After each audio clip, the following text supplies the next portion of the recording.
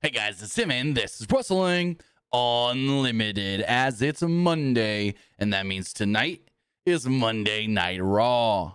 Now, as far as Monday Night Raw does go, for me at least, I thought that was a pretty good show. I enjoyed the show. Now, here's my thing. I enjoyed the show, but I didn't enjoy it that much as I guess you could say, Elimination Chamber go home. Like, I didn't feel like it did enough outside of like the opening to build me for Elimination Chamber, but I felt like it was a good show. It got you hyped for the future going forward, WrestleMania, next week's Raw, and so forth. But it's like, could have done a little bit more to hype us up for the Chamber. But then at the same time, it's like, what do they really even have at Elimination Chamber? And I'm going to pull the card up right now because it's like, oof, what do we got? 3 matches announced? 4 matches announced? Oh, I looked that up. We got Luke here with us too. Luke, what's going on, buddy? How you doing? I think you got the wrong. Well, I do. I can fix that. My bad. But yeah, I'm doing pretty good. I mean, I thought Raw was an all right show. I mean, I wouldn't say it was a great show or anything, but I thought it was all right. I feel like tonight they kept like, I mean, you might agree or disagree with me. I feel like tonight they kept focusing like too much on like The Rock than like actual Raw. Like, I don't know if I would say that because they talked about him a number of times, yes, but it wasn't, at least for me, overwhelming. I didn't feel like it. So I didn't feel like it was overwhelming. No. I mean, You're good. Don't worry about it. But yeah, like it was all right. I mean, they did a decent job of hyping up Elimination Chamber, which is this Saturday, correct? Yes. Yeah. So this Saturday. So yeah, they're basically just trying to like hype it up one last time. And like, do you feel like they didn't talk about Cena at all?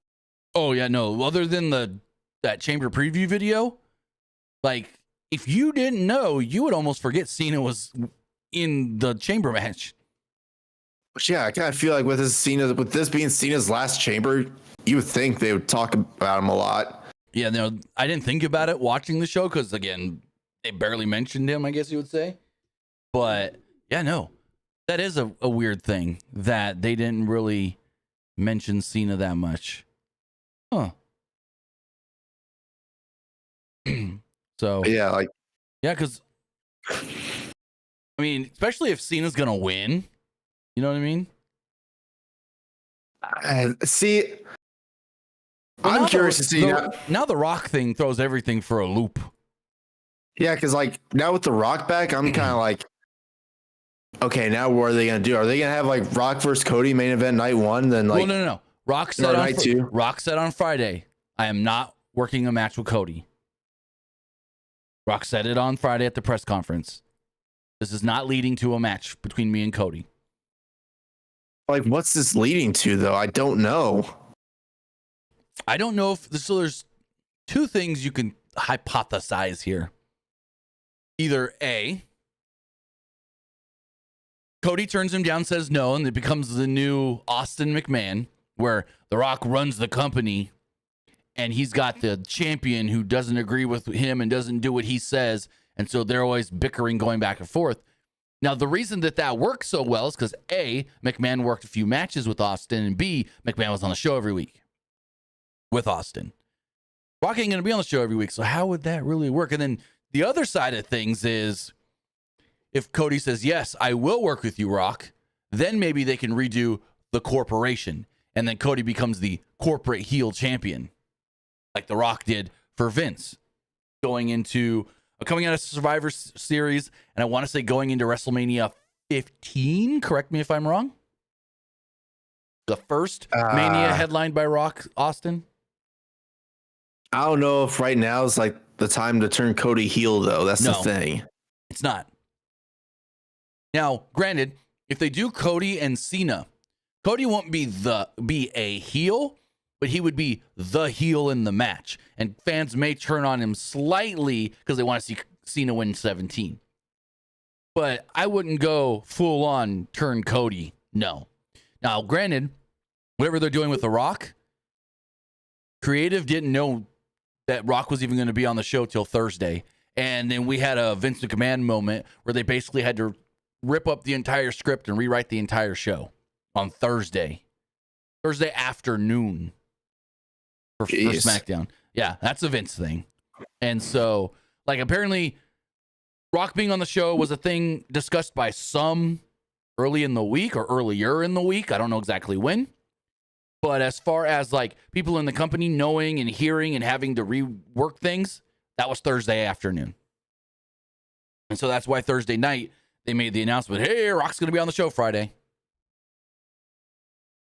So I don't know exactly how that all came together, whose idea it was, but apparently when Rock says I can work, they work around him. When he says I can be on a show, they go, oh, okay, we'll change for you. Yeah. So that's why the Liv Naomi match ended up not happening, because they needed the time for Rock.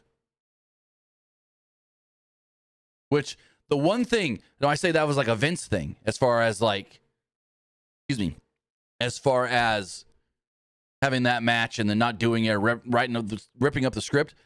At least with Vince, if Vince is going to advertise or tease a match, the match happens.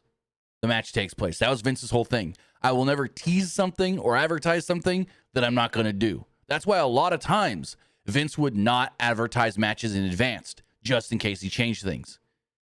Because that was Vince's big thing. So, but we had a lot of Raws where we'd go into the show and know like one match. So. Yeah, I'm really curious to see what this Rock thing is, because like he did say a lot that like, hey, I'm on the board of TKO. I'm basically your boss. Well, he goes, I was talking to my good friend Ari Emanuel, and he's saying, hey, it's crazy that you now own WWE. And he told me, no, Rock, you own WWE. You're in charge. I'm like, what the frick? So, yeah, crazy stuff. We'll see how it goes. I guess we'll know maybe more on Friday. I mean, we learned nothing today from Cody on Raw. But maybe Friday, but Saturday for sure, Elimination Chamber. And I assume, so we have 5 things announced for Chamber. Rock and Cody segment. Kevin Owens, Sami Zayn unsanctioned match. Tiffany Stratton, Trish Stratus versus Nia Jax, Candice LeRae. And then the 2 Chamber matches. So nothing else is getting announced once they announce that Rock segment. And apparently, and I don't know if how true this is, but I heard that one reason that they wanted Rock was because, like, apparently Rock got talked to or told, hey, ticket sales could be better in Toronto for Elimination Chamber.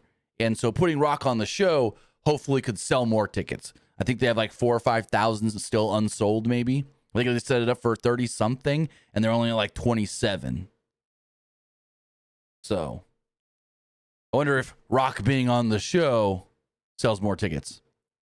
Well, yeah. Did you see like last year, like leading up to Mania, every SmackDown was sold out going into Mania because Rock was always on the SmackDown shows. Yeah, I'm gonna see if WrestleTix has any new update for Elimination Chamber. Tonight's Raw was a near sellout. By the time Raw started, about 200 tickets were still on sale. Well, that's not bad. Elimination Chamber, here we go. Since last week, 2,000 more tickets have been sold. So in the last week, 2,292 tickets were sold. The show is set up currently for 32,119. Could be expanded more if need be. So they've set for 32,000. They've got 29,000 sold. There's a little over 2,200 tickets still available for Elimination Chamber with a current seating setup. Now, I did hear they are opening more seats for Mania. So they are expanding the seating chart, which is a good thing for Mania. Did you see like the stuff that's like advertised for Mania weekend, like the WrestleCon flyer that I sent you? Yes.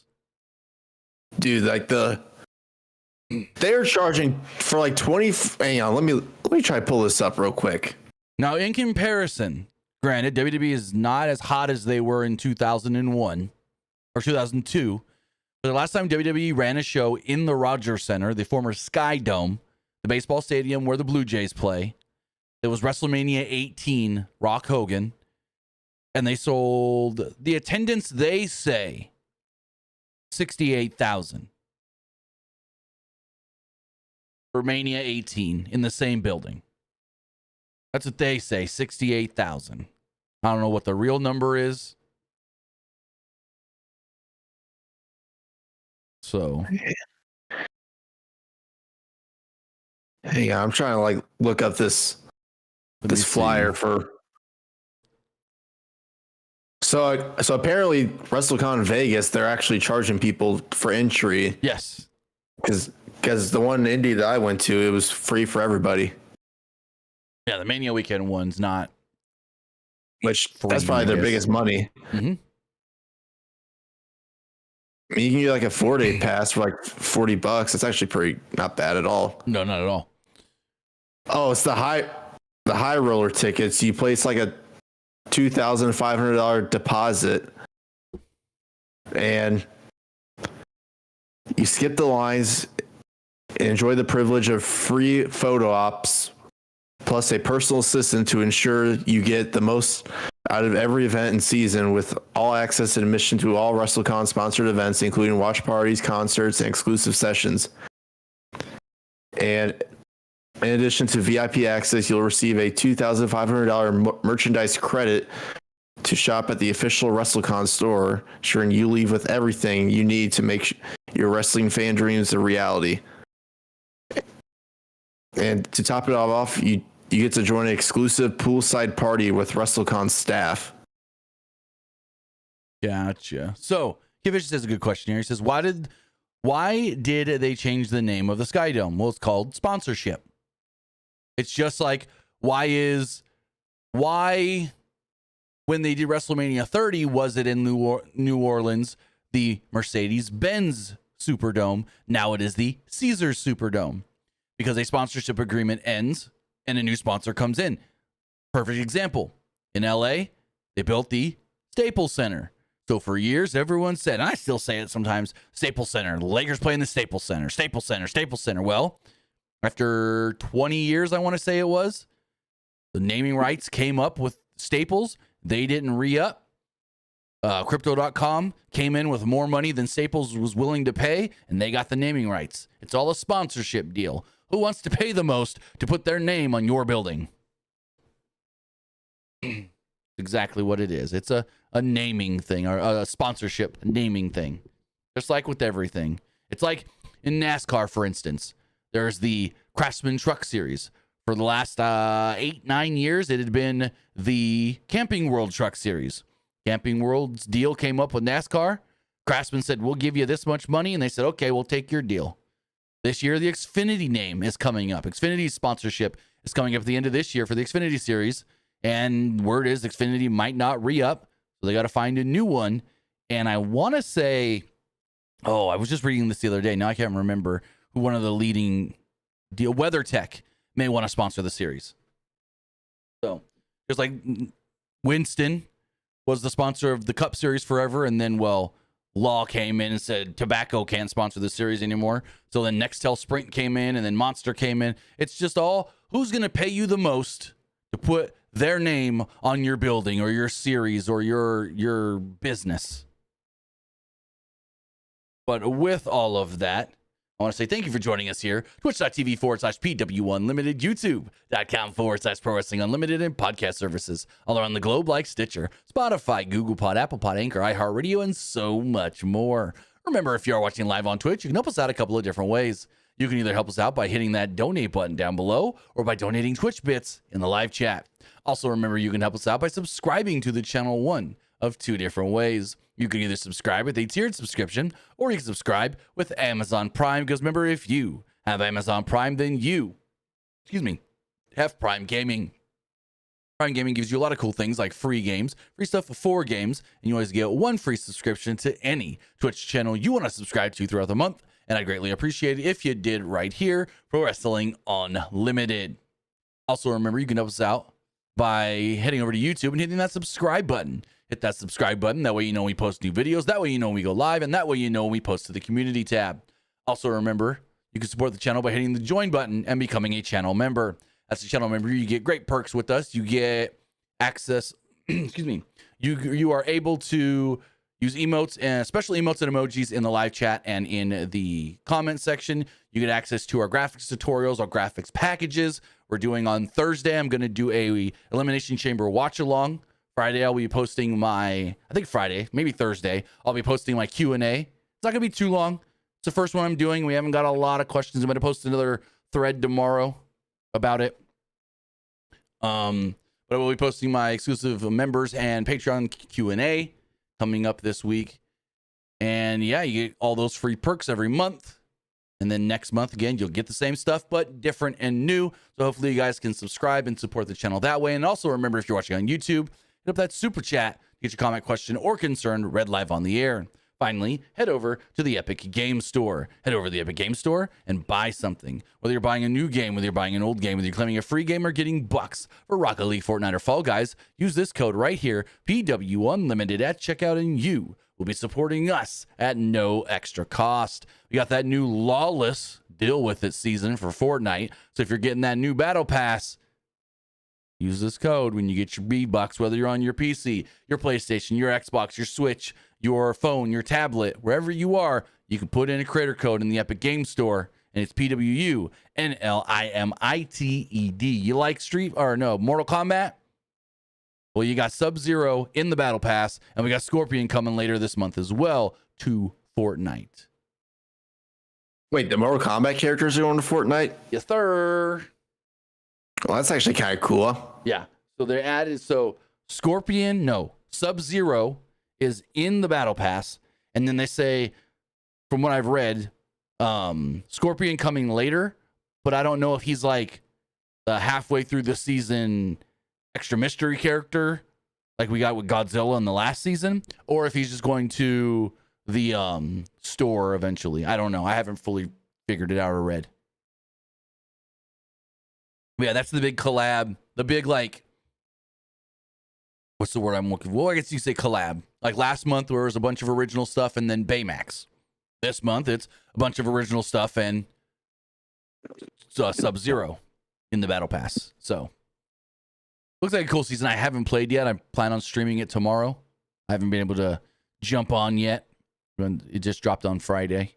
Tried to play that new Marvel Rivals season, and that game was just having trouble. It was chugging. Because I was like, ooh, we got Johnny Storm and the Thing. Nope.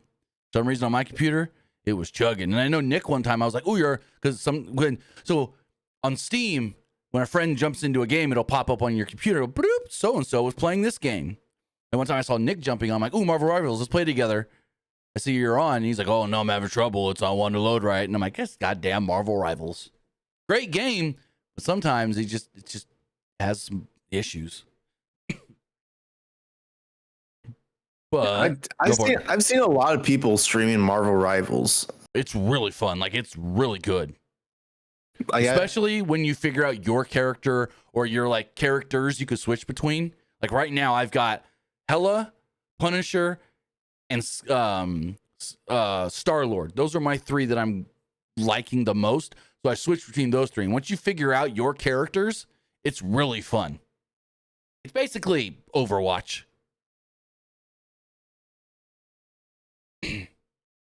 Yeah. Oh, yeah. I've tried so hard to get into Overwatch. I couldn't get into it. Me too. And I'm just like, because Overwatch is more like, hey, your team needs to have a healer, and your team needs a tank, and your team with Marvel Rivals, it's just like, hey, you got 5-6 people on your team, you could be anybody. So that's the cool thing, is you're not restricted to be like, oh, someone's already the tank, no one else could be a tank. Oh, you got a healer, no one else could be a healer. You know what I mean? I mean, I feel like Overwatch is like more competitive though. Well, they're starting to add like team competition modes. They just added one recently with the new, the quote unquote first season. There is now a like put your team together and come in and do like actual competition stuff in Marvel Rivals now. I just don't know really anybody else that plays. None of my friends have jumped in yet, other than Nick. Nick's the only one I know. Literally, the only person I know personally that plays Marvel Rivals. Right. I didn't think Nick still actually games. Oh yeah, But hey, speaking of video games, 1 week from Friday, if you get that deluxe edition, WWE 2K25, 1 week from Friday, March 7th is when the deluxe edition drops. I gotta get my PlayStation. I gotta get my PlayStation from my parents' house still. Let me double check on that before I'm like wrong. Standard edition drops March 14th. Yeah, it's so freaking dumb though that they're doing all this. Pay us extra to get the game a week early. Like, really? Hopefully, and I'm just gonna be full transparent. Hopefully, I get a reviewer code. We've gotten them the last 3 years, I want to say. So hopefully we get a review code. That way we will have content ready on launch day. We'll be able to stream it on launch day and have a lot of fun with you guys. How many did you apply for? No, you just won yourself. Oh, so they're basically like, oh, you get one, that's it. Well, each person on your team's got to apply for a code. Can you send me that link actually? Sure can. But with I mean, it's worth a shot. It's worth a shot, though. Yeah, we'll talk after this. So with all of that, Monday Night Raw did kick off tonight. It was from the Heritage Bank Center in Cincinnati, Ohio. And it kicked off with Michael Cole announcing 12,259 people are here, and the women's tag team title match will main event the show. We then see the WWE Undisputed Champion Cody Rhodes arriving at the building, which we already knew Cody was there because, I don't know if you saw it on social media, him and Punk actually were signing 8x10s in the back. And what they did was Punk signed one of his, and then Cody signed it as well. And then Cody signed one of his, and Punk signed it as well. So, they put 1 of 1 on each of them. So somebody there tonight was going to get a Cody Rhodes picture with both Cody and Punk's autograph on it, and a CM Punk, a little poster thing with CM Punk and Cody's autograph on it. Can't get that anywhere else. That was cool. Well, actually, if you guys didn't see it, I can pull it up here, right? I got the image. Let's see. It was...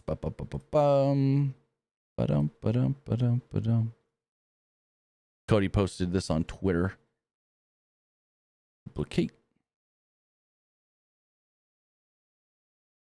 If it wants to load. Oh, my camera froze. That's weird. It's been doing that. It's been doing that to me today, off and on, and I don't know why. You're good now, but yeah, I just reset it. I just reset it. I thought it was on my end. So Cody posted this. Oops, hold on. I had it loaded, but then it didn't want to load. Cody Rhodes posted this today.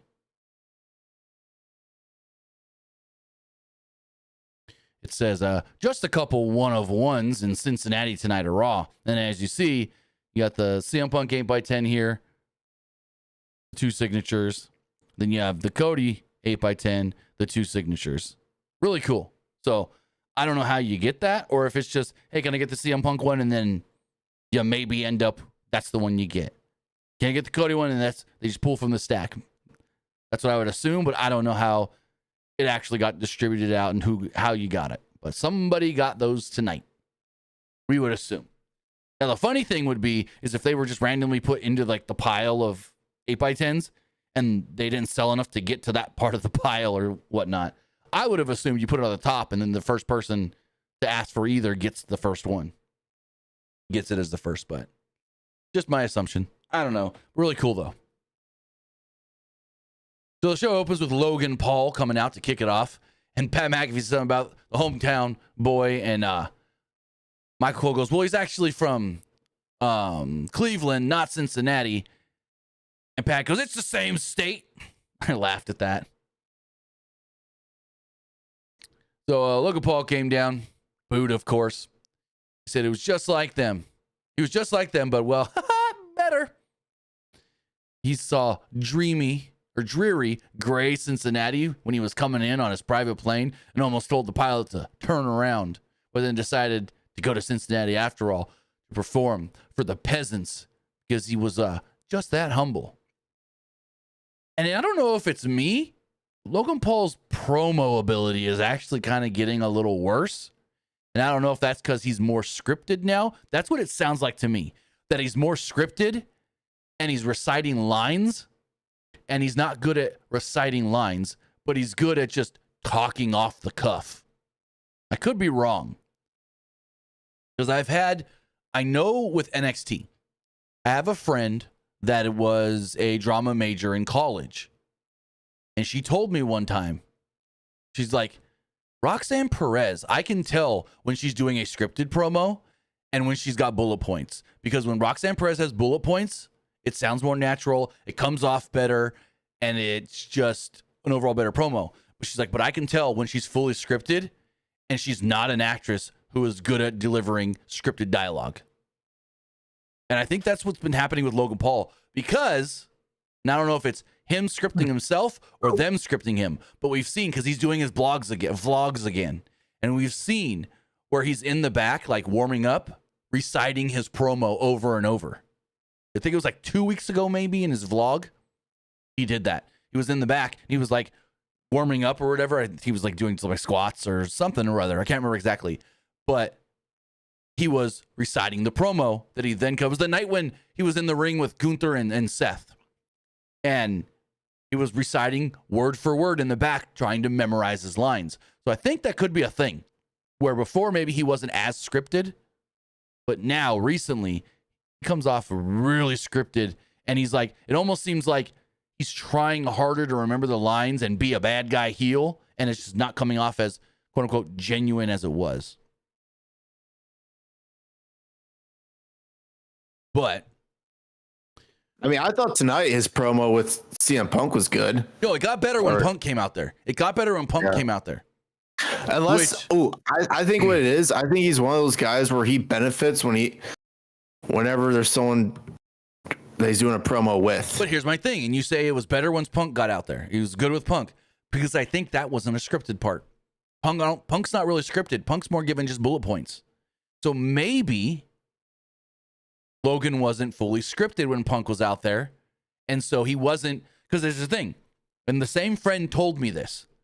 People that have to give scripted dialogue that are not good actors and actresses start thinking about it too much and get in their own head. And that's why it comes off so forced, because all they're thinking of is, these are the words I was told. I got to get it perfect. I got to say it right or I'm in trouble. And so if he's out there not fully scripted and can kind of just go off of feel, is when he's better. And I've noticed that. He's not thinking hard. He's not overthinking it. So the crowd's booing him. And he told them that they didn't appreciate good talent. Just look at what they did to Joe Burrow. Pat beat Paul. Beat Hall of Famer Rey Mysterio to qualify for the Chamber. And he will beat the 3 doorknobs and John Cena before going to WrestleMania. And right as Pat said it, in my head, I go, that math ain't mathin'. And then Pat goes, that math ain't mathin', Cole. And then out comes CM Punk. Because if you think about it, 3 plus Cena and him is only 5. There's 4. Oh, yeah, CM Punk. Punk comes out to a huge reaction from the crowd. Paul wondered what Punk's problem was with him. Saw Punk's subtweets and thought Punk was jealous because Paul was successful at everything he did, while Punk was just a series of failures. Also, you see Punk screwing with Pat today backstage in the porta potty. I did not see that. So they talked about it on the broadcast because it was just funny as hell. But Punk posted it on his Instagram. Apparently, Pat was using a porta potty backstage to pee, and Punk came over and like shook the porta potty and then like pushed it, like turned it or something against the wall. And so Pat couldn't get out at first, and then they like moved it back. And so Pat's like trying to get out of the porta potty. He's like, I didn't know what was going on. Porta potty was shaking, but hey, I didn't miss a drop. That's funny. Because like he bursts out of the porta potty once he finally gets it open, and you hear Punk go, "What's wrong, buddy?" So yeah, Punk was screwing with Pat in the porta potty backstage. Where I'm like, potty backstage, interesting. You didn't just use the regular bathroom, but whatever. Do they really have porta potties like backstage? I guess. I mean, go watch the video. We posted it on Twitter. It's on the PWU account. He was in a porta potty just randomly backstage. And there's this lady. I don't know who she is, but she cannot stop laughing. She's like bent over belly laughing. Anyways, Punk said that he didn't really have a problem with Paul. but Paul was a dime a dozen. A loudmouth kid who did stupid and ignorant things for shock and awe. Paul thought that Paul thought that made him generational, a generational talent, but he had no character or substance, and the fans deserve better. Paul said Punk's return was one of the biggest ever, but he immediately crumbled under the pressure and got hurt at the Royal Rumble last year. Paul said that the fans were familiar with Stone Cold, Cena, and Punk, but that name of the top guy changes over time. And it's just a matter of time before he is that top guy and they're chanting his name like they chant for Punk. And like Pat kind of tries to start going, Logan Paul. And Michael Cole's like, yeah, no, don't do it, Paul. Don't do it, Pat. Punk said that Paul was wrong about a lot of things, but he was right. The names do change. All the names he mentioned were legends, including himself. Punk made history when under pressure.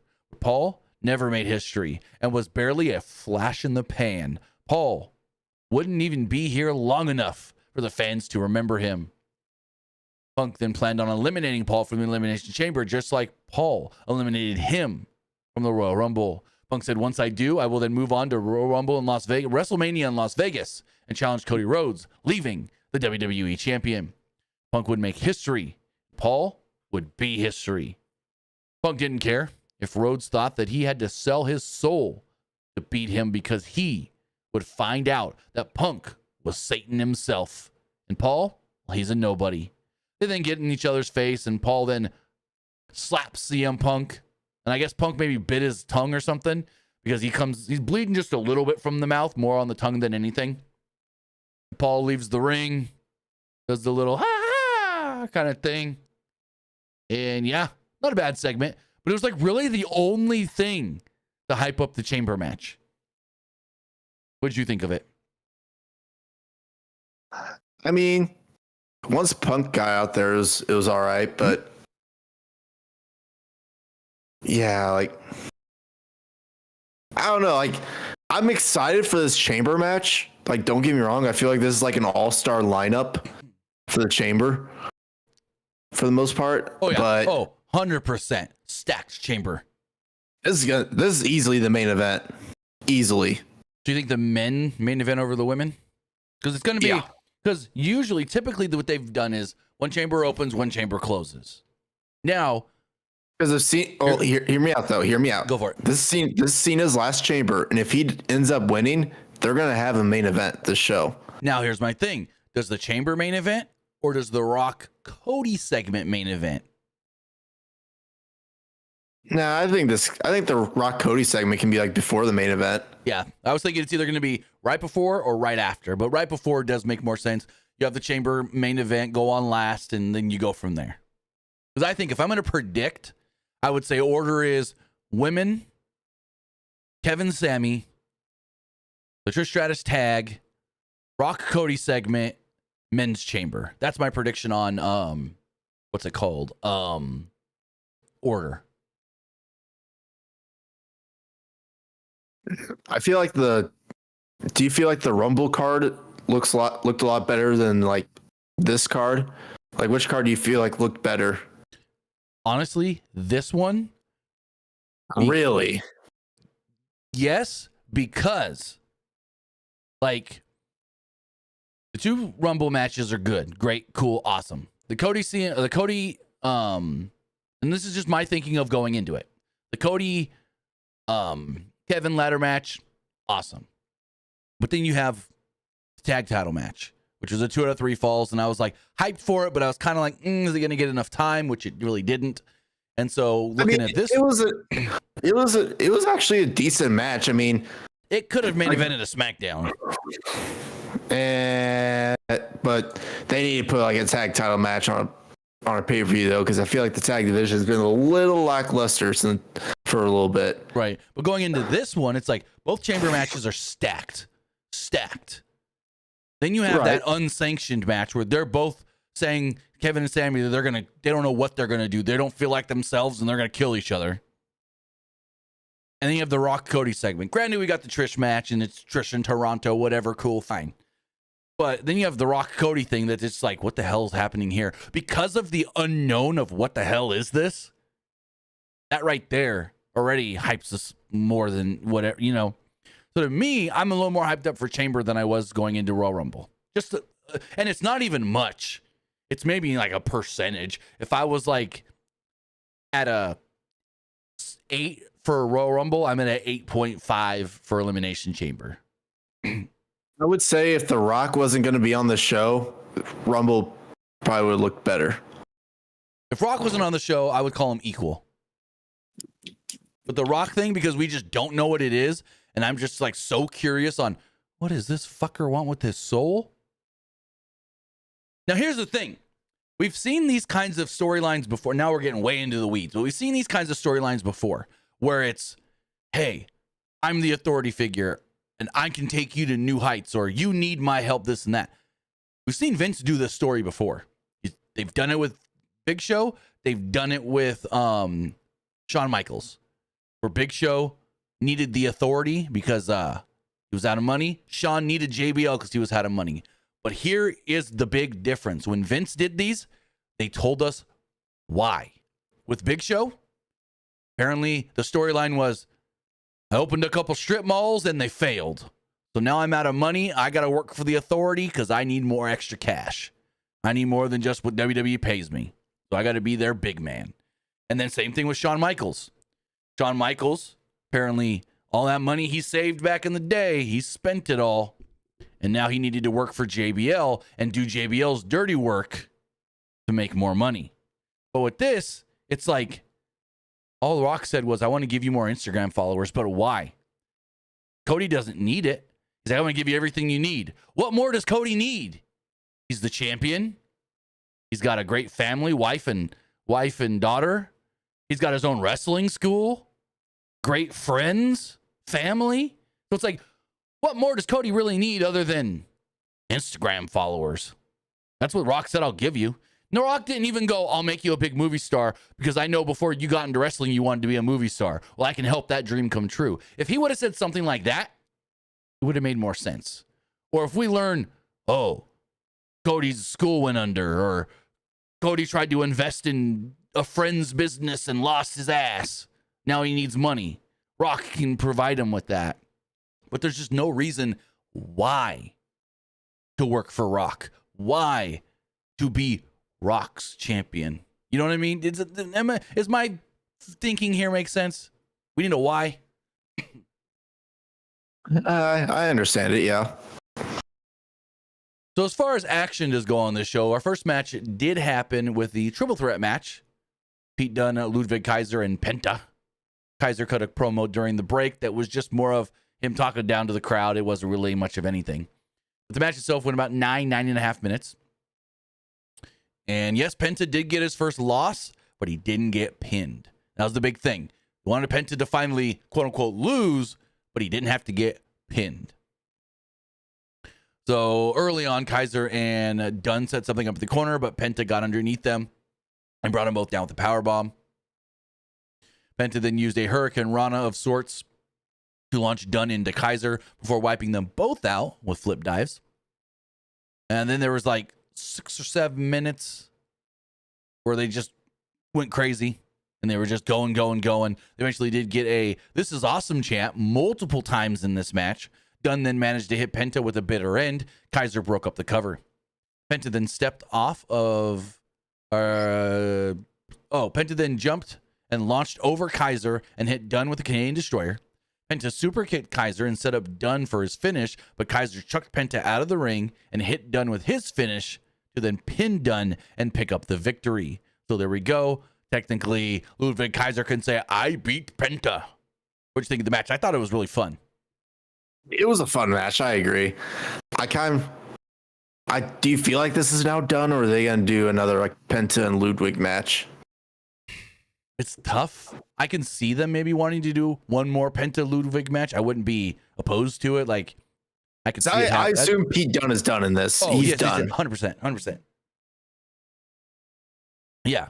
You have Kaiser now either call out Penta or say, hey, Penta, I was the better man in the thing.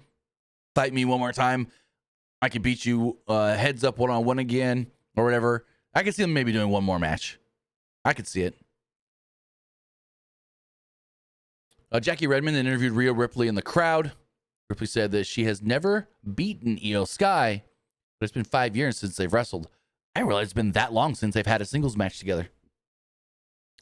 Yeah, I didn't realize that either. She said since then, she's became the most dominant woman in all of WWE. She's beaten everybody from Becky Lynch to Charlotte Flair. We could add Sky's name to that list next week.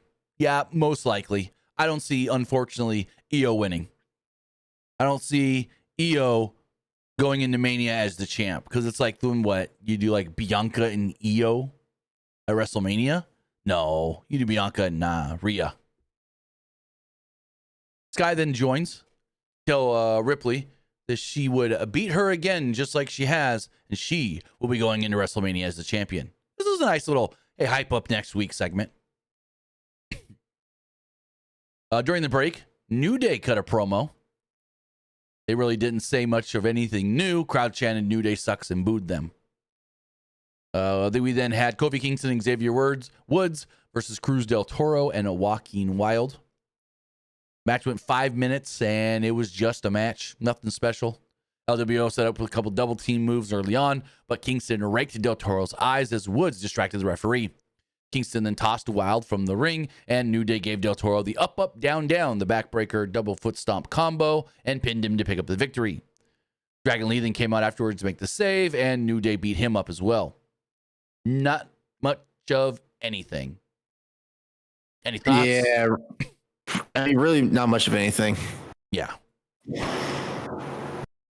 Backstage, Finn Balor told Dominic Mysterio, last week was the most embarrassing day in Judgment Day history, and it was all Dom's fault. Dom said Balor only had a qualifying match because of him, and well, you failed. You lost it. Dom said that they needed a new member. They need more help in the Judgment Day, and Finn immediately shot it down again. Then Morgan Raquel Rodriguez came up and goes, "Are we still arguing? What are we fighting about?"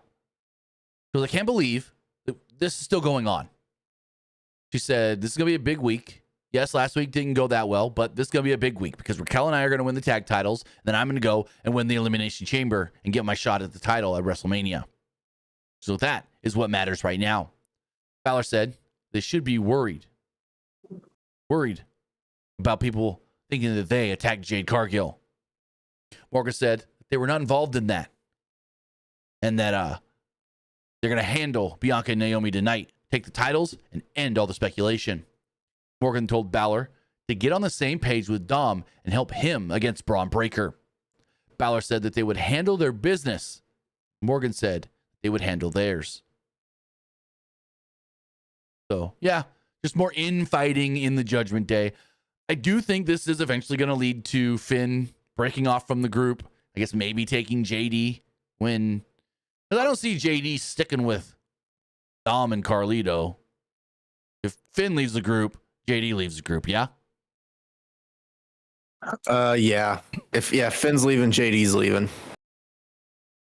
But yeah, I feel like this might be like that split of Finn, JD, then like Dominic, Carlito, and Liv and Raquel. It was funny when they all walked away, and Carlito goes to grab an apple, goes, "Ooh, a yellow apple."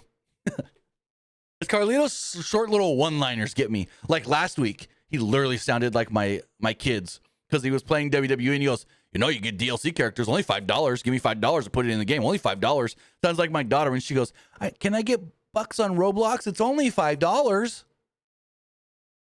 So that last week with Carlito, he's like, you get more characters in the DLC pack. You get a DLC pack, only $5. Give me a credit card. I put it on there. Yeah, I never really got into Roblox. Me neither. But that came way after me. Like I never got into Roblox, Minecraft. My kids played Minecraft for a little while. Kind of fell out of it. Roblox came. My son will play it occasionally. My daughter loves it. So yeah, just not. For me. I took this class for my major last year, where we had to do like some sort of coding for Roblox as an assignment. And I just didn't know what I was doing. So I'd like ask for help from one of my classmates because I was like, yeah, I don't play Roblox and I'm not good at coding. Yeah. Like, do you know how to code? So a little bit. I've created a like 2-3 level side scroller game before, but not like anything special. Like it would look like a very old Super Nintendo Mario game, but yeah. Yeah, you can learn anything on YouTube. I found a series that teaches you how to code in I can't remember. Unity. Teach you how to code and create a side scroller game in Unity. I spent a Saturday watching these YouTube videos and created a little 2-3 level game. Nice. Yep. Kathy Kelly interviewed AJ Styles during the break. No one really saw this, which was weird because it almost to me seems like they're going to start building towards maybe a Mania. Now, I know some people think it might be AJ Styles and Braun Breaker, but they teased heavily AJ Styles and Logan Paul. And the people in America did not see this because it was during the break. So Kathy Kelly interviews AJ Styles. Styles said he's always had a target on his back. That meant that he was doing something right. All of a sudden we hear, AJ Styles, is that you? And Logan Paul comes up. He goes, AJ, I thought that was you. Paul thought that Styles was going to retire after he eliminated him from the Royal Rumble and eliminated him. Or embarrassed him. Styles was like, yeah, no, I'm still here. And you couldn't do it again. He's like, yeah, I can. I can beat you again. Styles was like, I'd like to see you try then. Paul goes, well, looks at his watch. I'm a little too busy right now. I gotta go win the Elimination Chamber, go to WrestleMania, win the world title. Yep. So they here did tease something between AJ Styles and Logan Paul. It's just weird that they did it during a break. But I don't know if maybe that's the Mania match. Because remember, AJ was eliminated from the Royal Rumble by Logan Paul. I think it should be AJ versus Logan Paul, but some people keep saying it's still going to be Logan Paul versus John Cena. Mania? No. I know that was pitched So I will tell you right now, I don't know if The Rock coming back has changed anything, but Cody versus Cena has been the plan since October. Yeah, because Rock said that he couldn't work Mania, then WWE's like, all right, you're getting Cena. So what they've done is they have a non-Rock plan and then a maybe Rock plan. And the non-Rock plan is always the first. We're going with this until Rock says yay or nay, whatever. And so since October, and Cody did tease this on McAfee. Say, hey, we're doing something in Mania for the main event that I haven't seen a single person even talk about or predict. And that was John.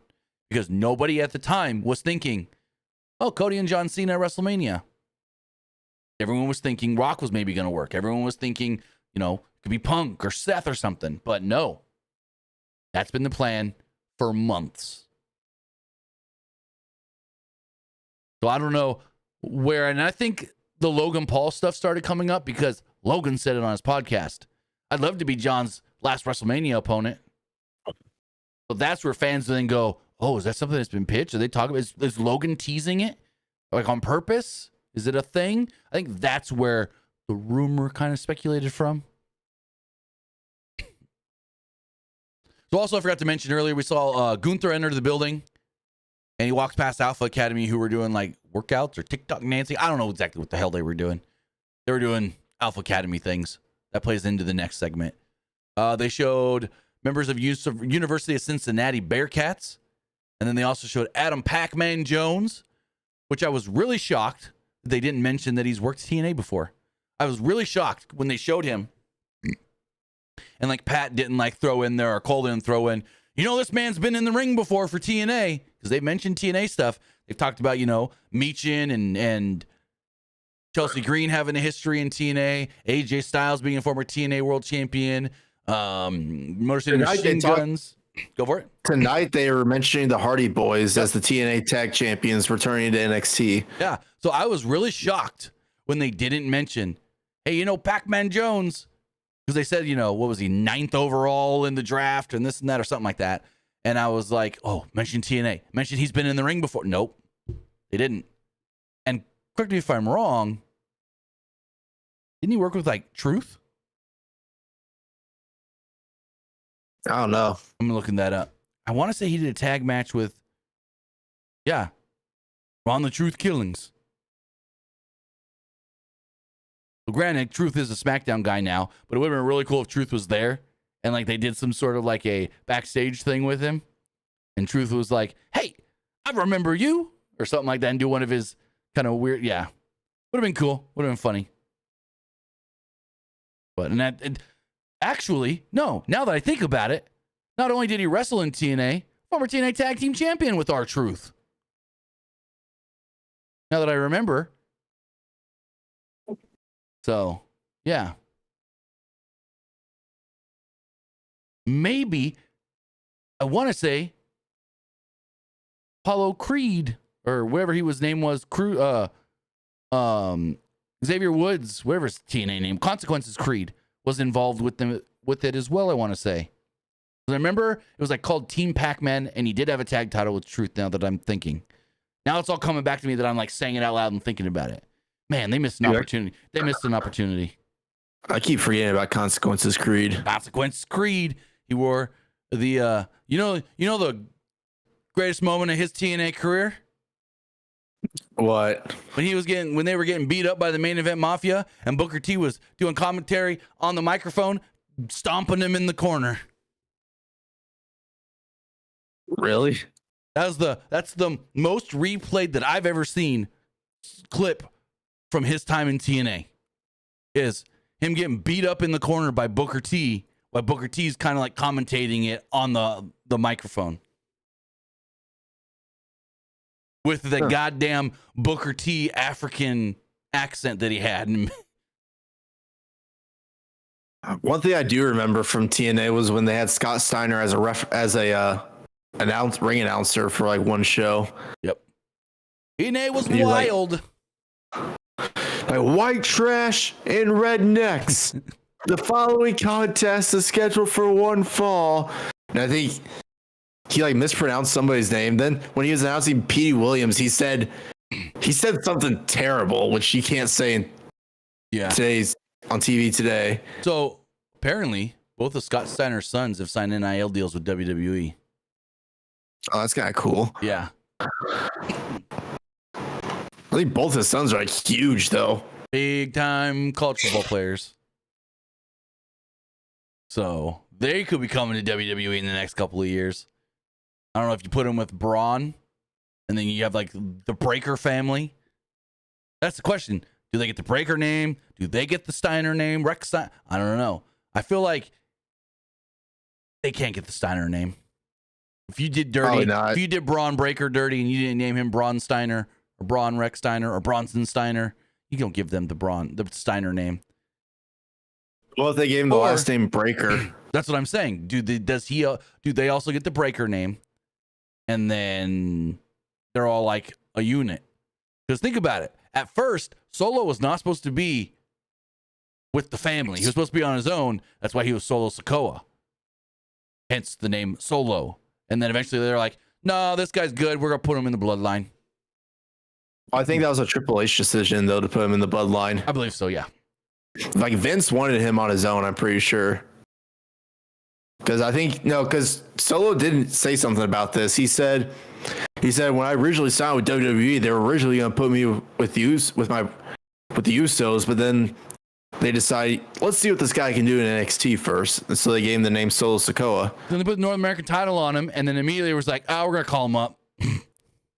Well, he was already up there even when he won the North American title.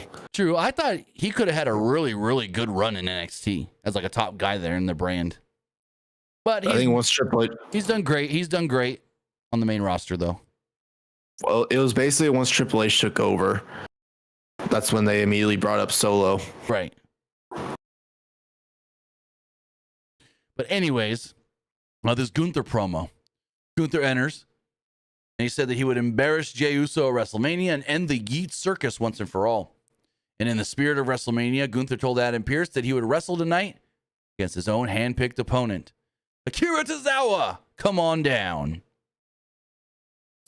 Gunther saw Tozawa dancing with the two other clowns, and that bothered him because, well, they had things in common.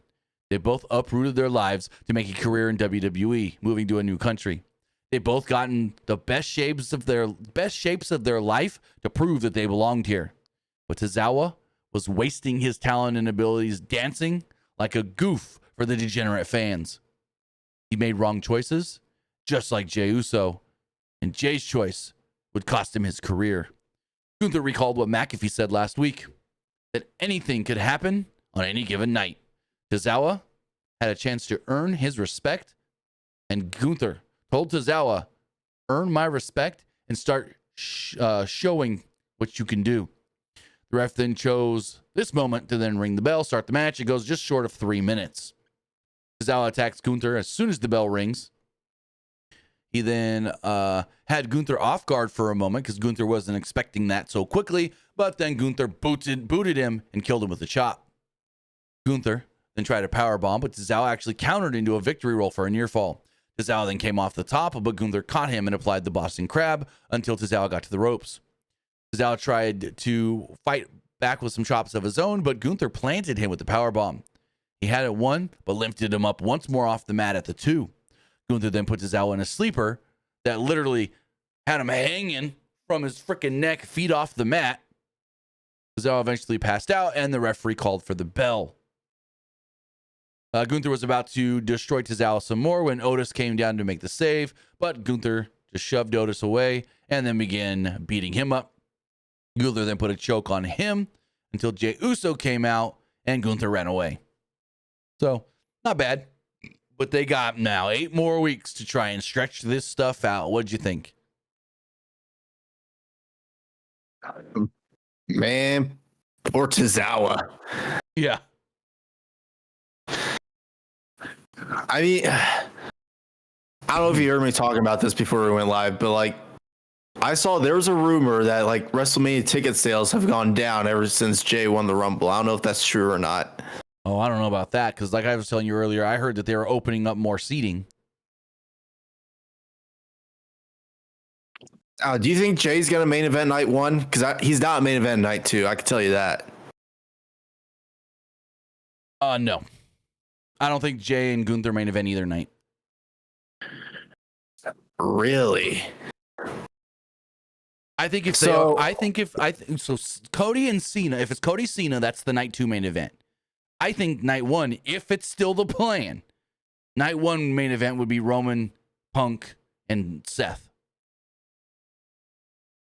Now, I'm going to have to disagree with you on that, and the reason why is because the whole point of the Royal Rumble is one of those Royal Rumble winners will main event a night of WrestleMania.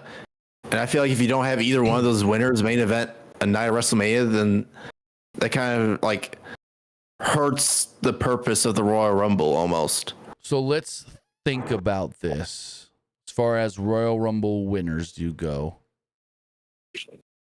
I'm going to pull up a list of Royal Rumble winners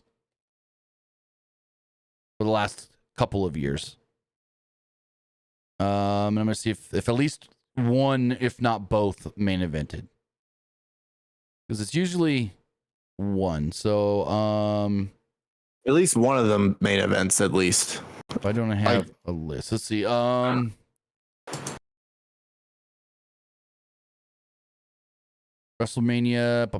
Let's go since like 20. Ever since they started doing the women's one. That's what I'm trying to get to. What was that 2018? Yeah, it was like 2018. 2018. So Asuka, Nakamura, neither main evented that year. That was like a one night WrestleMania though. True, but still, neither main evented.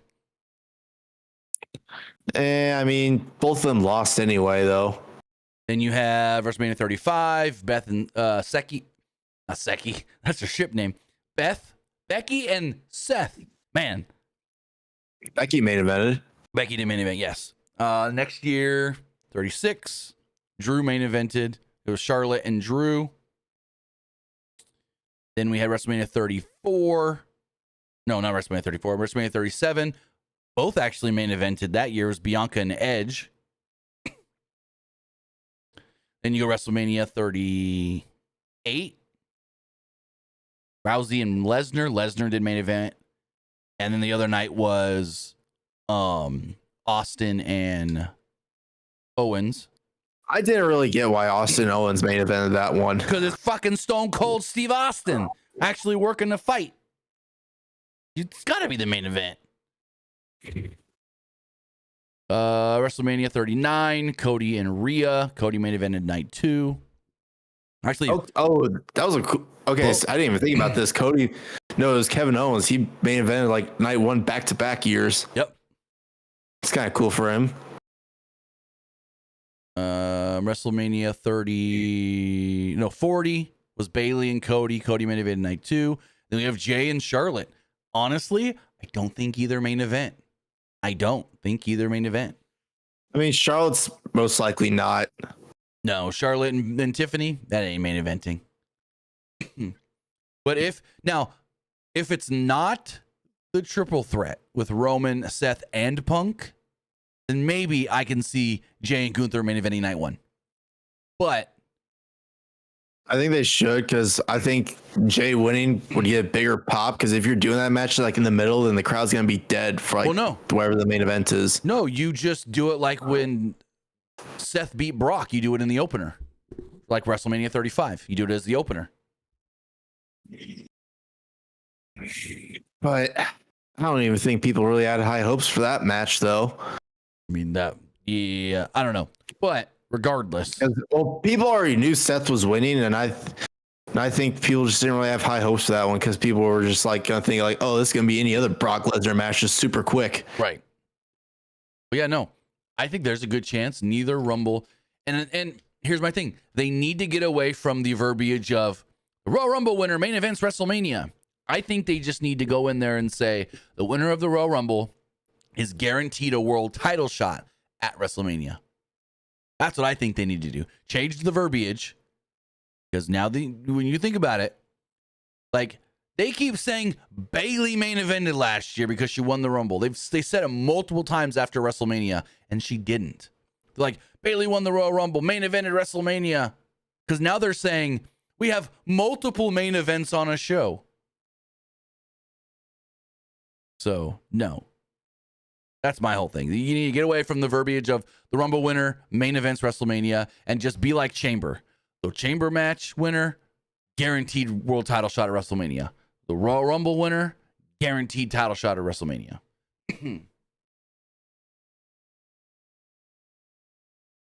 But speaking of title shots, Lyra Valkyria defended the Women's Intercontinental Championship against Dakota Kai in a pretty good, I wouldn't call it great or anything, but pretty good 7.5-minute match. Valkyria hit a delayed superplex off the middle rope at one point after a commercial break. Went to a break like a minute in. Nothing happened before that. The crowd was quiet up to this point, and then they got a holy shit chant from that. Kai came back with a scorpion kick, and then they traded cradles in a series of 2 counts until Valkyria bridged out of a jackknife. Covered her. Powerbomb. Got a 2. Valkyria then came off the top, but Kai caught her with a super kick. Kai followed this up with a running boot and a chiropractor for a 2. And oh my God, that chiropractor looks like it hurts. Like the way that sometimes she hits it really close up to the neck. Oof. They fought off for position on the ropes until Valkyria slipped out and gave Kai a Nightwing and pinned her to retain the title. So Lyra Valkyria does remain the champion. What do you think of the match before we talk about the post-match? Man, I didn't really want Dakota to lose. Yeah. I mean, but good match. I mean, it was good, but I feel like this just hurts Dakota Kai even more, because I feel like Dakota Kai, like the way they should do it is have Dakota Kai go on a win streak and try to challenge for the belt again and win it. Because now it's like, now she can't even like challenge for the belt anymore, almost. Kinda, for a while. Yeah, you got to build her back up now. It's for a while almost. Yeah. So I feel like now you almost gotta like put her on SmackDown and have her try to get the United States belt. No, I wouldn't say that, but I would say you got to build her up for a couple of months. Like no time soon. Eventually though. But as Kai was leaving, she was attacked on the ramp by Ivy Nile. Now tossed her into the barricade. ran down to the ring and laid out Lyra Valkyria, who was in the ring posing with the title and not really paying attention to what was happening on the stage. So basically, Ivy Niles like, hey, I want the title. I'm going to beat up the champ to get it. Which they talk about a little bit later when we find out the Creeds are getting a tag title shot next week. Okay. There was a video package hyping up Sami Zayn and Kevin Owens. Then we got a very interesting sit-down interview, Jackie Redmond with Sami Zayn. So Jackie interviews Sami Zayn from earlier today. She mentions Owens' video that was recorded from outside of his home. Redmond said, something else happened last week as well, Sammy, didn't it? She's like, would you be up to sharing? He's like, so, yeah, I went to Kevin's house. He wasn't home, but his mom was there. She was in town visiting. And she saw me and invited me in. We talked and we caught up. He said it was great to see her. And she was in good spirits. But when I got home, I was ashamed of myself. Couldn't even look myself in the mirror because I didn't recognize the man that I was becoming. The man who would go and just go to Kevin's house like that? That's not me. He said he didn't even know what his intentions were in doing that, but they couldn't have been good. Zayn and Owens have gone through a lot over the years, but family has never been involved. Zayn says that I don't recognize myself and I don't recognize Kevin. We're two different people now. And we're not in the right headspace at all. He understood why WWE wouldn't sanction the match. He admitted that his neck wasn't where he wanted it to be, but they don't worry. They don't need to worry because what he does to Kevin is going to be far worse than what Kevin does to him. He said this match is going to be worse than anything we've ever done in the past. And I'm like, worse than you taking a package pile driver on a freaking 15-foot high ladder bridge? Worse than that? Worse? And then Owens, he said, Owens better be ready because it's going to be a bad time for him. Sammy was freaking phenomenal here.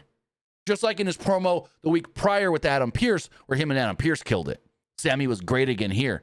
But it's like, he says, this is going to be worse than we've ever done. Have you seen the clip from ROH, the ladder war match? Where he takes the pile driver on the ladder bridge, like 10, 15 feet up? I think I've seen that. I might have to rewatch that because I think it's been a while, but I'll have to. I'm pretty sure I've definitely seen that. Yeah, no. Him and Kevin are fighting. There's two big, huge ass ladders and a ladder bridge. Maybe there's like two ladders there, kind of bridging them together. I can't remember exactly. And they're fighting on this bridge. Kevin takes them, package pile driver. They break top ladder. Yeah, no, it's multiple ladders because they break the top ladder and then they like fall down a little and then they're sitting on the, like, and then that ladder is kind of sitting on the other ladder. Brutal. And he says this is going to be worse than anything they've ever done in the past. I don't know if I believe that, but again, it's got me hyped. Because if any two people are going to beat the ever-loving piss out of each other in pro wrestling, it's going to be these two. If any two people will go out there and just beat the crap out of each other, it's these two. Just like if you were to say, Sheamus and Drew McIntyre are going to go out there and have a freaking hardcore unsanctioned match. Those two will probably beat the crap out of each other because how close they are in real life. Kevin Owens has said it in the past, and others have said it. Your friends, you will hit harder than anybody because you know they ain't going to get that pissed off at you afterwards. Unlike if you go out there and have just a random match with someone that you're not close with and you accidentally potato them, they're going to get mad at you. With your buddy, you know you can smack them around. Do you remember the Kevin Owens promo where like they're in ROH, like they did that storyline with him and Jim Cornette, and he had to like fight someone in like Ring of Honor management at Final Battle? Vaguely, but I'm going to be honest, I never really kept up with much ROH storylines. I would like when like someone would be like, "Hey, this is a match you need to see," I'd go back and watch it. But really, I didn't really start keeping up with ROH till Cody got there, if I'm going to be completely honest. And by that time, Kevin was already gone. So was Sammy. So I had seen plenty of ROH matches and pay-per-views, but I never kept up with storylines before like 2016. I'll have to send it to you. Yeah, for sure.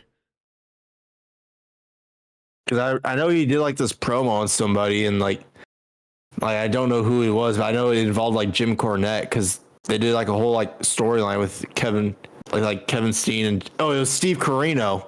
Oh, I've seen the Steve Corino Kevin Steen match, or at least one of them. Yeah. Like I guess Steve Corino was in like Ring of Honor management. He had to like fight Kevin Steen. I think I know exactly what match you're talking about now. Final Battle 2011. Yep. Okay, I've seen that match. I don't know any of the promo or the backstory, but I've seen the match. Yeah, like Kevin Steen had a theme song. He was like, "Somebody get Jim Cornette. I think he might be mad at me." Oh Lord. Because I remember, because Jim Cornette, he did a lot with like Ring of Honor, like early 2010s. Yeah, after he finished up with TNA, he was the authority figure in TNA for a long time as well. Yeah, because I remember the segment where he was interviewing Tyler Black, and Tyler Black basically said, "I'm signing with WWE." I bet a lot of people remember that one. Right. Yeah, no, I remember him as the authority figure in TNA, and then he had Matt Morgan as his muscle. He was like his assistant / muscle, and it was a big deal when Matt Morgan had his first TNA match because he had been there for a while, helping Jim Cornette, and then it's finally like, oh, he's gonna wrestle. Oh my God. Yeah, no, it was a big thing. That's when I was really into TNA, when like Christian was there and AJ was doing stuff with Christian and Kurt Angle and Tomko was there. Yeah. There was a time where I was more into TNA, like 2006 to 2008-9. I was more into TNA than WWE. Basically right before Hogan and Bischoff got there.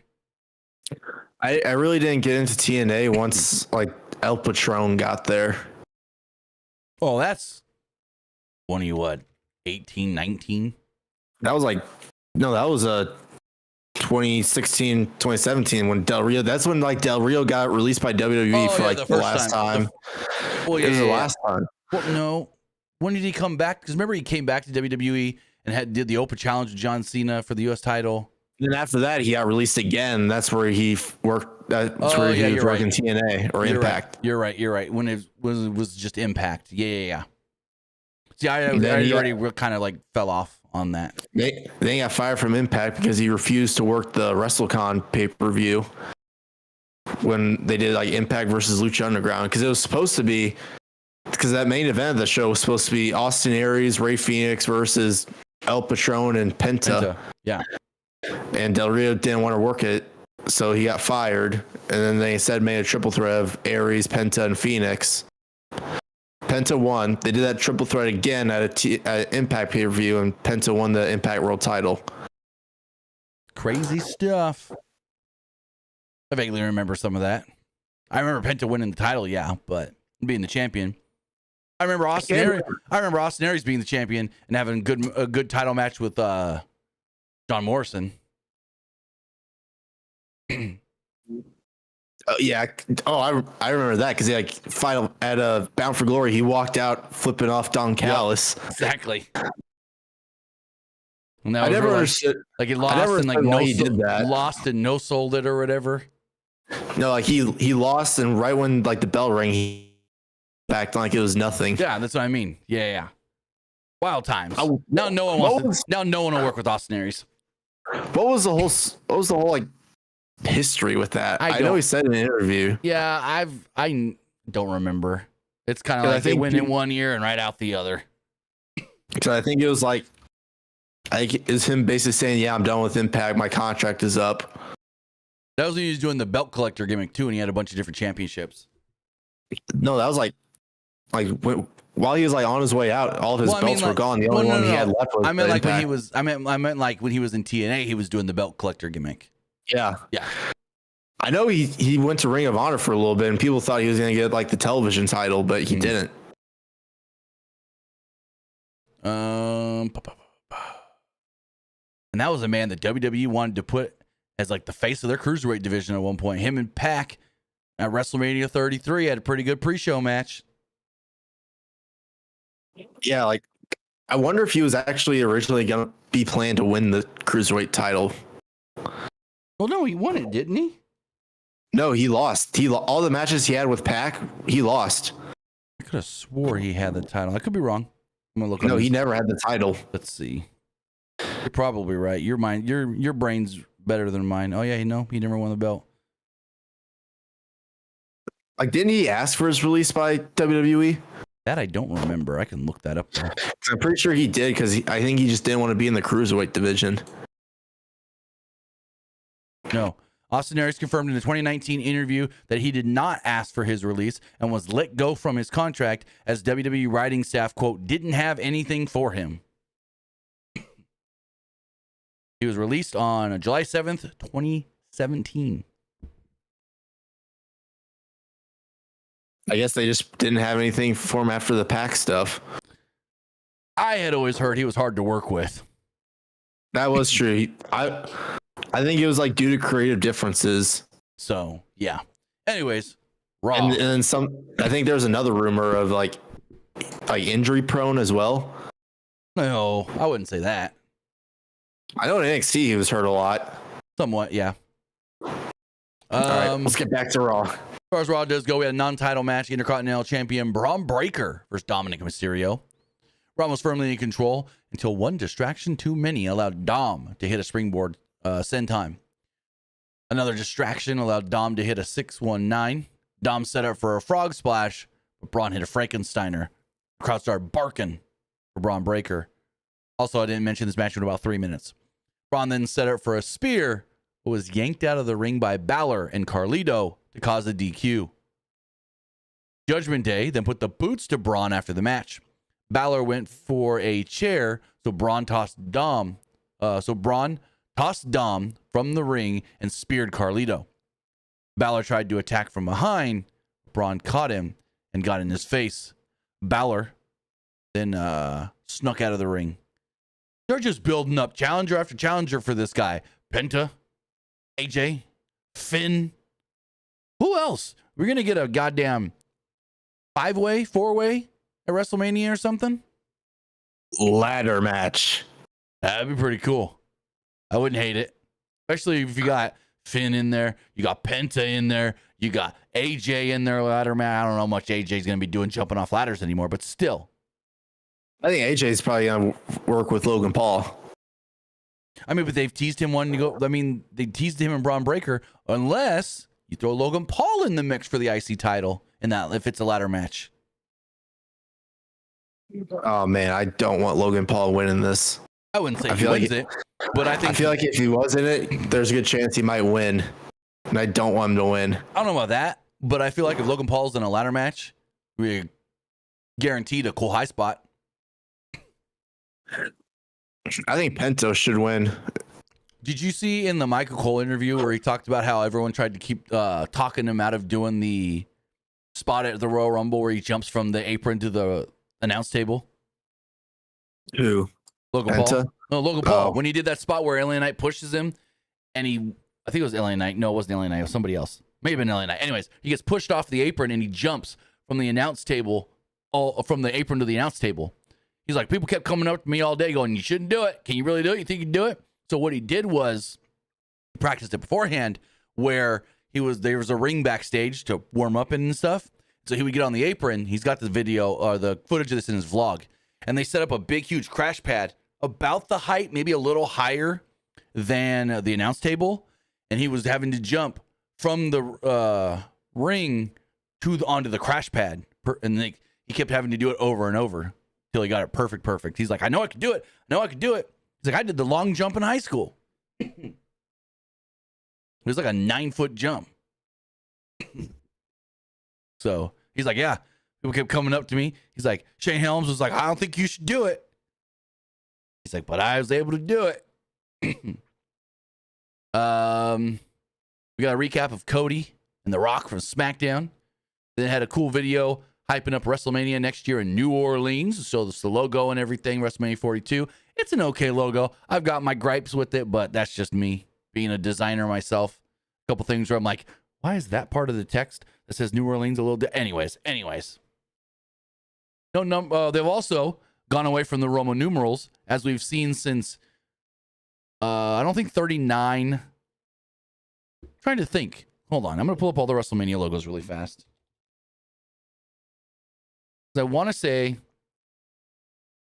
let's see. Actually, the last quite a few, actually. Okay. So we haven't had, let me pull this up. Open image, full screen.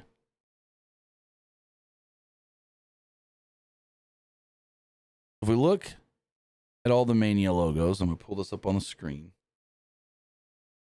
Nope, that's not what I wanted. Dagnabbit. Nope. Why won't this go? Hey, this happens. God dang Reddit.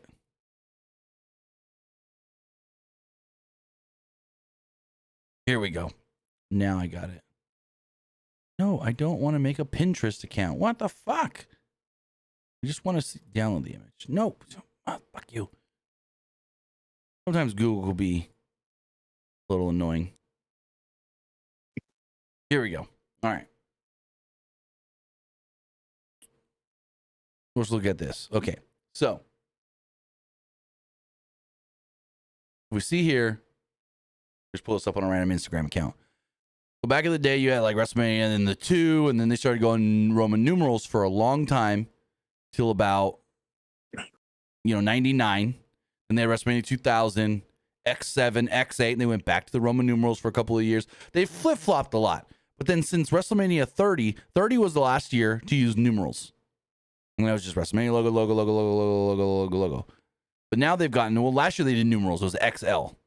But now they're back to, if we look at the new WrestleMania logo, which I don't have pulled up now, WrestleMania 42 logo, it's just a 42. So pull that up really fast just to see. If you guys haven't seen the WrestleMania 42 logo, 42 logo, it's a nice, okay logo. I wouldn't call it anything special. I think it's kind of plain, but I think it'll look. 40, go for it. Sorry, like the 42 logo looks exactly the same with in the past when they had like WrestleMania New Orleans. It looks any WrestleMania New Orleans logo, it all looks the same. Well, because they're going to use what's called the flare. Yeah, and the same color scheme. But so if we do that, let's do something really fast. WrestleMania 30 logo. And then WrestleMania 38? No. 34 logo. It looks very similar to the 34 logo. 30, not as much, but it is very similar to the 34 logo. So if we pull all these up here, here's the 42 logo. So this is the new one. My gripe is right here where it's like the O and the R come down into the point and stuff. It's like, I get it. You're filling the negative space down here, but it just looks weird for me. I think this logo will look better once it's like in 3D, just flat like this. It does look a little meh to me. It almost looks a little too busy. But then we have the WrestleMania 30 logo. Yeah, okay. It does look slightly. It looks a little different. But what you're thinking, okay, look at this one again. 42. 34. Very similar 34. To 34. Yeah, it's very similar to 34. Similar to 34. I thought the 34 one actually looked pretty good. And like, no, I like this graphic one because go for it. I'll tell you my thing here in a second, but go for it. What were you gonna say? And like the graphics they were making for 34 with like the match graphics, I thought those graphics looked fantastic. So here's why I say I think it'll look better once it's in 3D. Because if you see this one, it's just a flat image. There's no shadows, no nothing.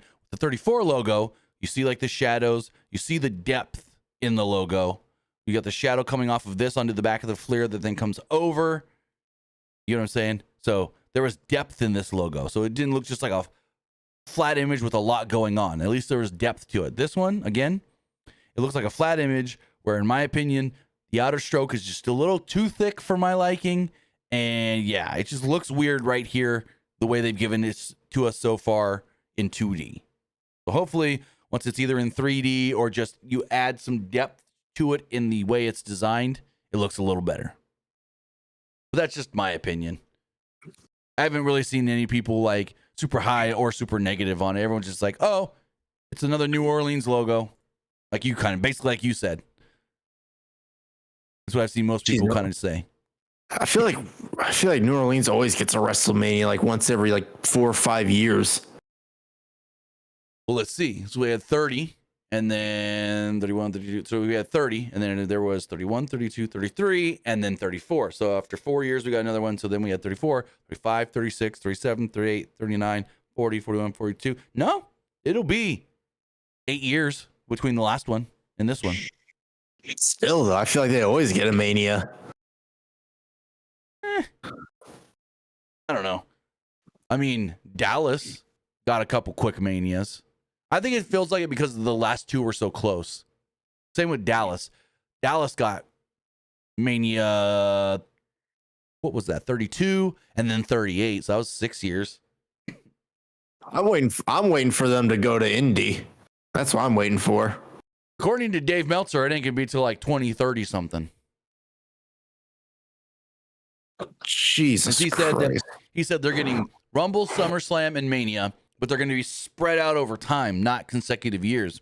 So the rumor is they had Rumble this year, then maybe 2027 they get their SummerSlam, and then maybe 2030, 2031 they can get their Mania.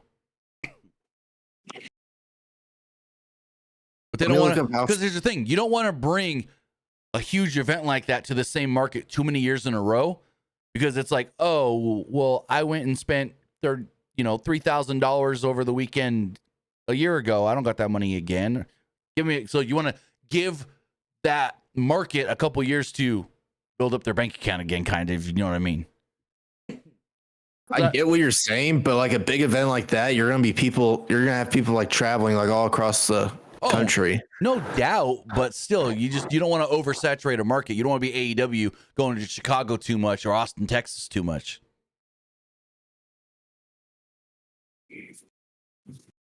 I mean, I get it, but at the end of the day, it's like I don't know. So we're backstage. Actually, there's another New Day promo during the break, but they really said nothing other than they talked down to the city of Cincinnati. Then we go backstage, and the Creed brothers, wearing all red, white, and blue stuff, looking like rednecks. They were hyping up Ivy Nile after she attacked the Intercontinental Champion earlier. Kathy Kelly asked if Nile was trying to angle herself back into the IC title picture, and she's like, of course. Like, she give her the no shit kind of course, like, of course. And then Nile said, but first, the Creeds are going to win them tag titles back next week. And she would beat up Valkyria every week until she got her shot at the belt. The War Raiders attacked the Creeds, and the match was officially made. So yeah, tag title match next week. I don't think the Creeds win though. What do you think? You think the Creeds win the tag titles? I don't care who wins, honestly. They've done nothing with the War Raiders as champions, to be honest. Yeah, they're all tag divisions, very lackluster. Yeah. I'm honestly waiting for. I don't know what the update is with Phoenix and AEW, or if they're still in negotiations of letting them out. Yeah, last we heard was Tony was advised, hey, you might want to just let him out of his deal. But I don't know. I haven't heard anything new for the last week. If Phoenix does get out of his deal, I'm waiting for Phoenix to team with Penta. Put the tag belts on those guys. Oh, 100%. 100%. So then Cody Rhodes came down to the ring. Strong reaction for Cody. Crowd didn't like him. He didn't ask what they wanted to talk about, though, as he still had that same conflicted look on his face he had from Friday's SmackDown. He pondered what it meant to ask another man for a soul. That might be abstract. What? What was this promo from The Rock? You didn't watch SmackDown? No, I watched it. I thought the promo was just weird. Like, I want your soul. You said what? I thought you said when. Yeah, no, nobody knows. Nobody knows. I kept seeing so many Mortal Kombat references on Twitter after that. Like, your soul is mine. Finish him. Yeah, no, I don't know. I have no idea. Okay, now that I think about Mortal Kombat, I wonder when the next Mortal Kombat movie is going to come out. Oh, probably not anytime soon. Yeah, you didn't see the poster of announcing what's his name as Johnny Cage? The guy from freaking The Boys. The Boys. Oh, what's the guy's name? Also, Mortal Kombat 2 comes out in October. Oh, next is it Jack Quaid? No. But Jack Carl Quaid's got Urban? Yeah, Carl Urban is Johnny Cage. No. Jack Quaid's got a new movie coming out, I think this month, that I want to go see. It's called Novocaine, where he can't feel pain. And there's a funny line in the trailer where they're like, "Yeah, you can't feel pain, but you're not Wolverine. You can still get hurt and die." No, that Jack Quaid Novocaine movie looks good. Jack Quaid, great actor. Great actor. Did the trailer come out for that already? Mortal Kombat 2? No, too far out. Too far out. I see a poster now. Yeah, there's a poster that just came out in the last couple of weeks. Poster that showed off the new logo, and then a poster showing Carl Urban as Johnny Cage, which The Miz actually tried to get that role. I thought he could have done well. I feel like Jack Quaid would probably, or Carl Urban, this guy would probably do a lot better than Miz. I feel like Miz would kind of be too goofy with it. That's the point. Johnny Cage is supposed to be a goofy, over the top action actor. I don't know. It's perfect for that role. He is, but at the same time, I just wouldn't take this movie seriously with Miz in it, though. I mean, I don't know. Have you watched Peacemaker? But I mean, Peacemaker, you're not supposed to take serious, though. That's the whole point of Peacemaker. So never mind. That's the whole point of Peacemaker. I feel like Mortal Kombat, though, you might take it a little seriously, though. True. We'll see. I just wonder what kind of characters besides Johnny Cage they're gonna put in Mortal Kombat 2. I can tell you the whole list of. Is it supposed to be like Sub-Zero's like Ghost, whatever that character is called? I know. I picture it in my head. I just don't know what the name is. Hold on. We're getting way into the weeds. But in this movie, we are supposed to be getting Johnny Cage, Katana, Sonya Blade. Okay. What? Who was Sonya Blade or Katana's like evil twin with the fangs that was in the last movie? Oh, I don't remember. I don't know a lot of I play the games, but I don't know all the characters. So the chick with like the fangs and those little swords is like supposed to be like the evil twin of like one of those two. Right. And we didn't get any of those two in like the first movie, and people were kind of upset about that because now it's like, oh, she's not going to be in the second one. So the character list for the second movie: Johnny Cage, Katana, a young Katana, Sonya Blade, Kano, Louis Kane, Jax. Kano oh, never mind. Huh?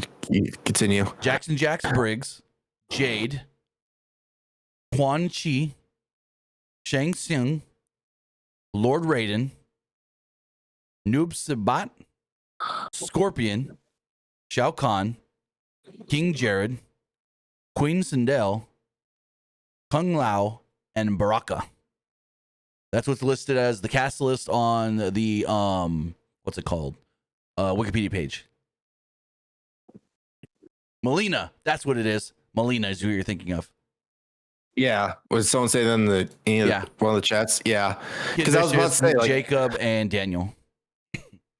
Yeah, because like Melina, she was in the first one, and neither Sonya Blade or Katana, whoever she's supposed to like represent as like the dark side of, like neither of those two were in the first movie, and people were like really upset about that. They should have got old Ronda Rousey to play Sonya Blade. She did the voice in one of the games. She's got the look of a Sonya Blade-ish. Which game did Ronda Rousey voice her in? I can't remember now. I want to say Ronda Rousey voiced her in something. Yeah, do you have like the newest Mortal Kombat game? I haven't played the last like 2 or 3. Mortal Kombat 11, Ronda Rousey did the voice.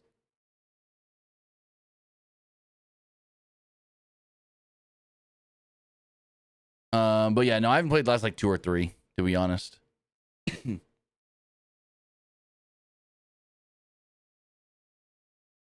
Where were we? Cody.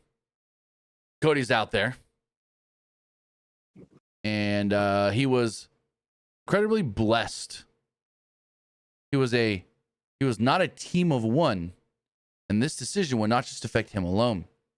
He had his lovely wife, Brandy, his daughter, his sister, her family, her kids that are getting into the business, little Brody, which I love that mention. It was in the whole Nightmare Factory. I got nephews. They got the Rhodes last name, my mother, the memory of my father. The crowd starts chanting for Dusty. He said Dusty worked into his late 60s in the independents, breaking his body to make ends meet. And he didn't want that memory to mirror his father. So now they're trying to tell you, Rock's going to help me make a lot of money now so I can retire early, is basically what they're trying to tell you. He said The Rock was saying that he could have everything without having to scratch, fight, or claw.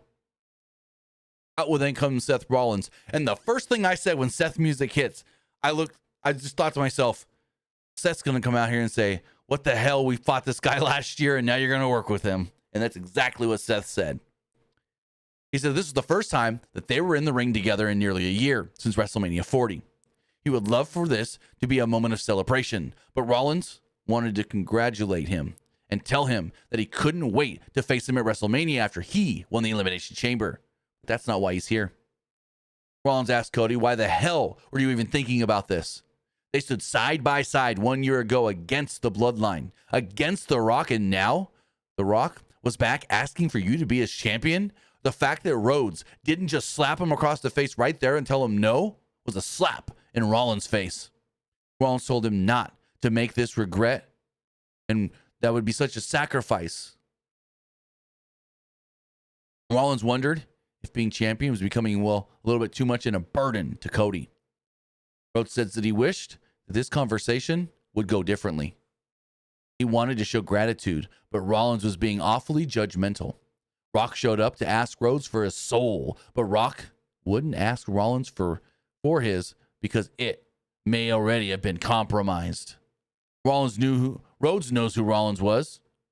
Rollins hit Rhodes in the back with a sledgehammer.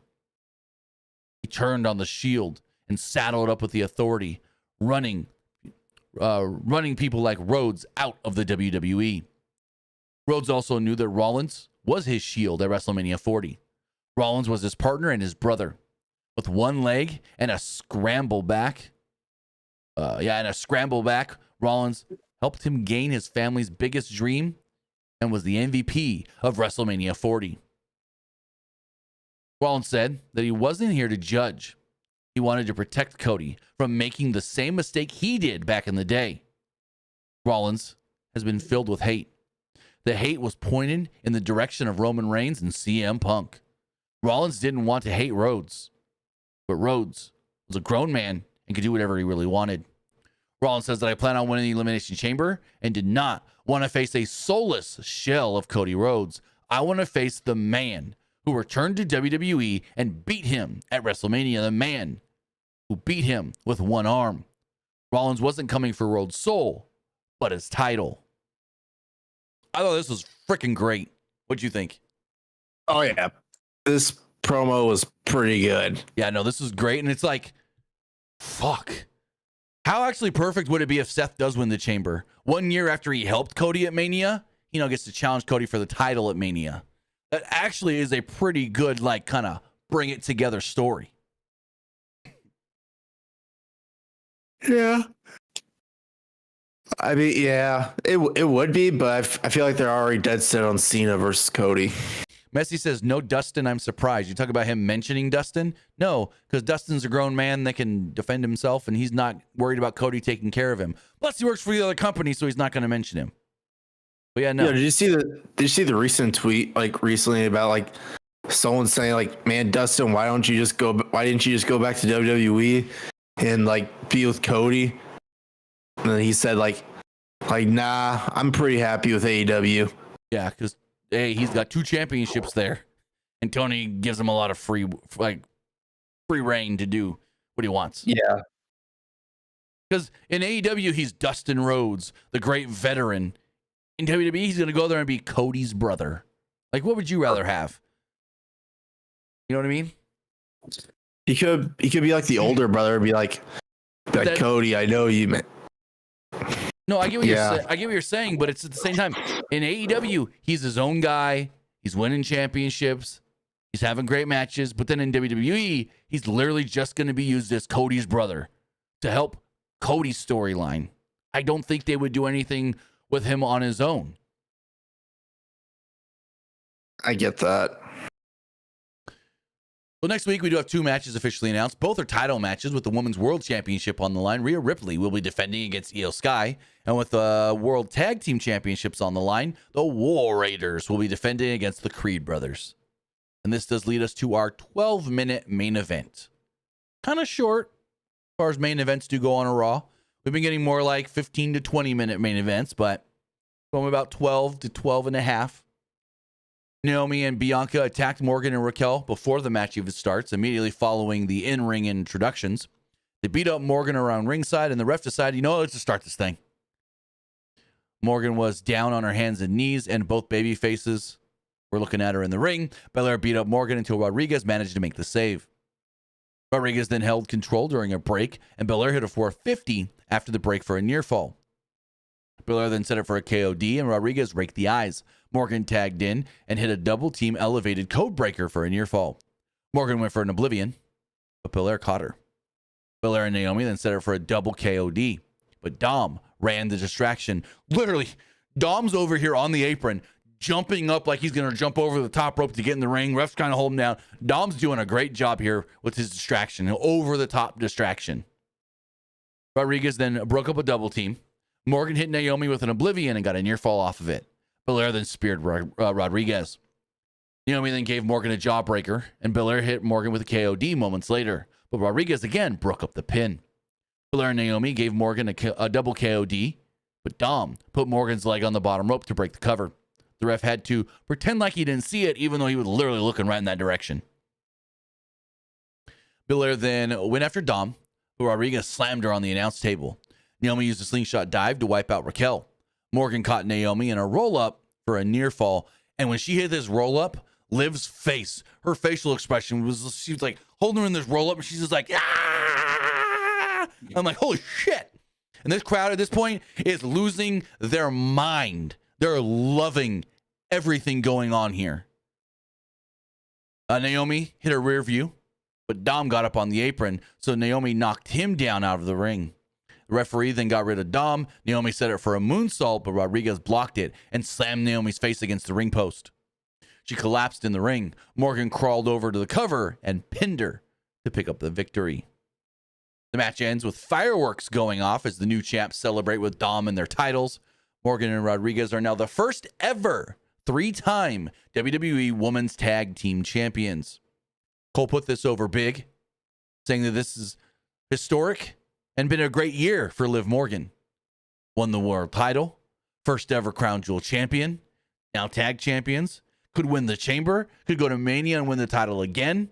So yeah, they put over Liv Morgan big, Raquel, all of this. They put it over huge. And they got the pyro and everything. What'd you think? I like this main event. I thought it was pretty good. I mean, now I'm curious to see when Jade Cargill returns. So here's the thing. According to PWU Insider, for the last 4 weeks, she's been, for a couple of days a week, been training at the PC. Apparently this week, she's not scheduled to be at the PC. Could that lead to something in Elimination Chamber? Does she screw somehow Naomi or Bianca?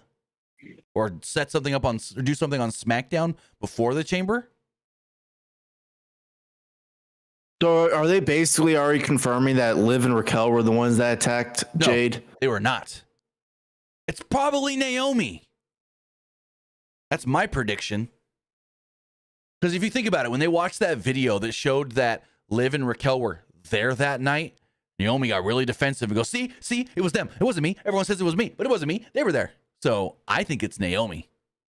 Naomi turned in heel because she was jealous. Think about it. And I think we talked about this like a last week or whatever. Think about this, though. They did the whole stuff where it was, Bianca and Jade and Naomi, and they did the triple threat stuff. But then when it came down to tag stuff, Bianca always picked Jade. Bianca always picked Jade over Naomi. So the storyline can be Naomi got jealous, took out Jade, and took her tag title.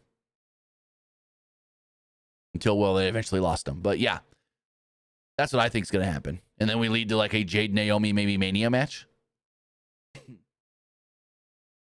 Maybe. So we'll see. Hell, for all we know, Jade and Bianca were in on it together. And Naomi did it. Because remember, it all happened during that Bianca triple threat. So Bianca couldn't have been the one to do it. But there is a chance Bianca may have known it was going to happen. Or she doesn't and she's clear, scot-free, whatever. So I don't know. I just think it's Naomi who did the attack. But with that, I'm getting the poll here going on Twitch really fast as we wrap things up. What did you think of Raw? I liked it. It was all right. I didn't like it. The poll is live if you're watching on Twitch. Let's go refresh the other polls. As far as the Threads poll does go, 77% liked the show. 23% thought it was just all right. As